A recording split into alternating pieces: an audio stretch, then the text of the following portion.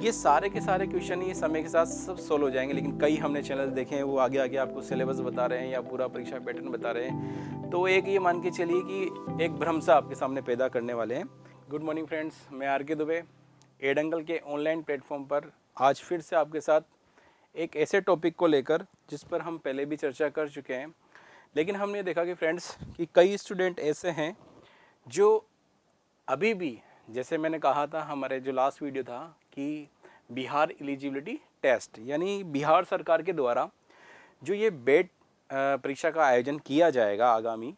तो उसके लिए जो रणनीति बनी थी वो मैंने आपके सामने रखने की कोशिश की थी कि जो स्टूडेंट तैयारी कर रहे हैं या जिन्होंने अपने एक सोच रखा है कि हमें आगे लाइफ में असिस्टेंट प्रोफेसर जाना है, वहाँ पहुँचना है, तो उसके लिए क्या उनको करना है, इस पर सारी बात करी थी। तो थोड़ा सा क्या हुआ कि उस वीडियो में कई बच्चों के कमेंट्स ये आए, बार बार हमसे पूछा जा रहा है कि सर इसका एग्ज़ाम कब होगा या इसका पैटर्न क्या होगा, इसमें जो जिन बच्चों ने जो पीएचडी कर रखा है क्या उनकी पीएचडी बेकार हो जाएगी, या जो अभी पीजी में अपेयर हैं वो अपेयरिंग वाले क्या स्टूडेंट इस एग्ज़ाम में बैठ पाएंगे। तो कई सारे हमने ये उनके कमेंट्स हैं बच्चों के जो हमने निकाले, और मैंने कहा इन सब बच्चों को उनका जो है सॉल्यूशन वो बता दिया जाए, दे दिया जाए। तो फ्रेंड्स क्लियर सी बात है कि बिहार सरकार का ये अभी स्टेप है, और इस स्टेप के लिए हम ये देखते हैं कि जो शिक्षा विभाग है उस शिक्षा विभाग को कार्रवाई करनी है आगे, और हमने ये देखा कि कैबिनेट की अभी मंजूरी मिलना बाकी है। और जब ये प्रस्ताव आ ही गया है फ्रेंड्स, तो निश्चित ये मान के चलिए कि बिहार में ये टेस्ट होने वाला है। अब ये कब होता है, इसके लिए 1 महीने 2 महीने 3 महीने कि जैसे ही सरकार की तरफ से कोई नोटिफिकेशन आता है तो हम तुरंत आपको पूरा क्लियर कर देंगे कि इस एग्ज़ाम में एक्चुअल जो ऑथेंटिक बात होती है ना वो क्लियर स्थिति क्या होगी। फिलहाल हमने देखा है कि हर स्टेट इस तरह के जो एग्ज़ाम है वो कंडक्ट करवा रही है, और हम ये मानते हैं कि जैसे एलिजिबिलिटी टेस्ट है, स्टेट एलिजिबिलिटी टेस्ट, तो यानी आपका जो सब्जेक्ट है उस सब्जेक्ट को तो आपको जो नेट का सिलेबस होता है उसी के अकॉर्डिंग तैयार करना है। बिल्कुल ये मान के चलिए। रहा रिसर्च वाला पार्ट, फर्स्ट पेपर जो आता है उसके अंदर आप देखिए कि यूजीसी का जो फर्स्ट पेपर होता है जिसमें हम टीचर एप्टीट्यूड की बात करते हैं, हायर एजुकेशन की बात करते हैं, जहां हम रीजनिंग हो जाती है, और ये देखिए आप उसके अंदर कि डाटा इंटरप्रेशन के जो क्वेश्चन आते हैं वो सारी चीज़ें होती हैं।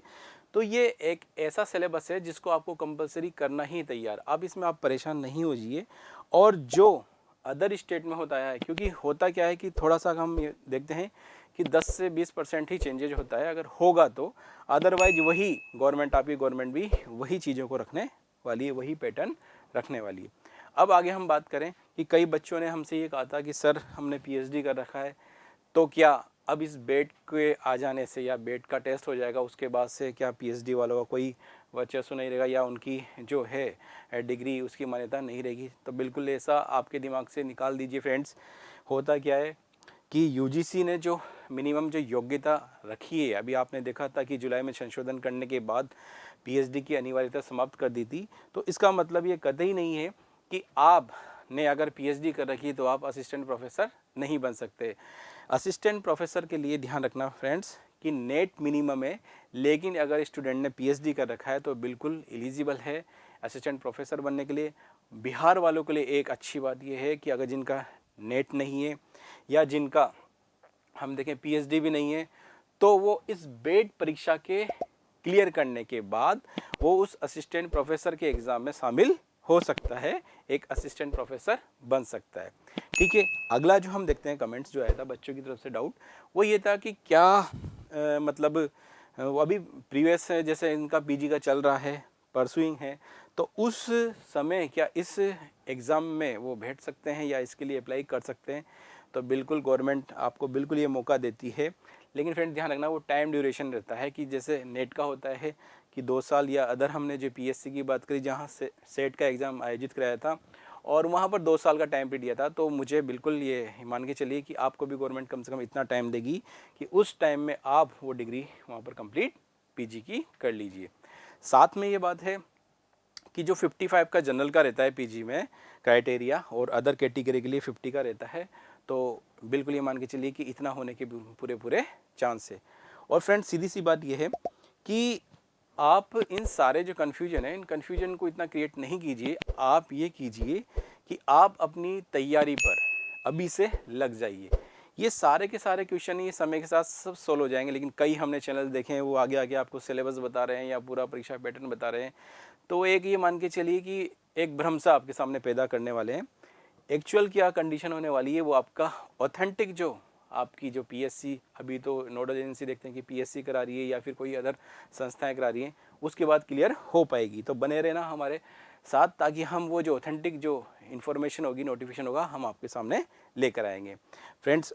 आपको सिर्फ अपनी तैयारी पर ध्यान देना है। यानी आपको ये मान के चलिए कि 6 महीने का टाइम, ये मान के चलिए 3 महीने 6 महीने का टाइम है, बिल्कुल वैक्यूम में चले जाइए। वैक्यूम का मतलब ये होता है कि आप बिल्कुल सभी सोशल से थोड़ा सा एक्टिविटी से दूर होते हुए अपनी पढ़ाई के ऊपर फोकस कर दीजिए, ताकि एक बड़ा एग्ज़ाम है और सिलेबस वैसे ही बड़ा वास्ट होता है इसका। तो आप इन सिलेबस की बारीकी को देखिए और उनको जो आपके टॉपिक्स हैं उनको क्लियर करने का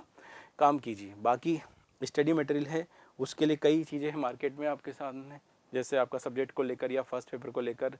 और फिर एड अंकल तो आपके साथ में ही है, सारी टीम हमारी आपके साथ में है। फर्स्ट पेपर की क्लास से आपको पता है एड अंकल यूजीसी नेट की तैयारी पे चल रही हैं, सब्जेक्ट की मेरे फुल पॉलिटिकल साइंस वाला जो चैनल है उस पर चल रही है। तो ये कुल मिलाकर सारी चीज़ें हैं जो आपको मुझे बताना था, क्योंकि फर्स्ट वीडियो का जो कमेंट्स आए थे उनका रिप्लाई करना था। बिल्कुल आप निश्चिंत हो जाइए और अपनी तैयारी को बिल्कुल जारी रखिए। Thank you friends.